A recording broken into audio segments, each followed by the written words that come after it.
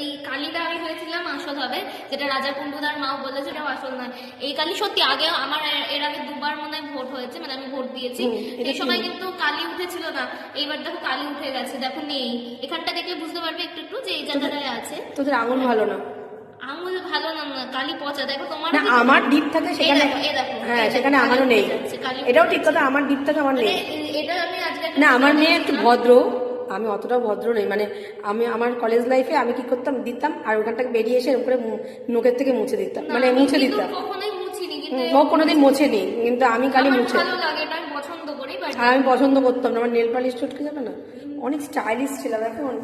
যাই হোক, সেটা আমি আজকে একটা ভিডিও দেখলাম যে এটা কিছু একটা নর্মাল কালি নয়, সাউথের থেকে বোধহয় কোথা থেকে ওরকম জাতীয় জায়গা থেকে, মানে এমন কেমিক্যাল দিয়ে মেশানো এটা থাকে যেটা স্কিনের ভেতরে ঢুকে যায়, বিকজ যে কোনো ভোটের কারচুপি যাতে না হতে পারে। বাট কি হলো ভাই, 29 তারিখে ভোট দিয়েছি আর আজকে কালি কোথায় ভোট দিয়েছি তার নাম নিশান নেই। কি এটা কি হচ্ছে, এটা কি?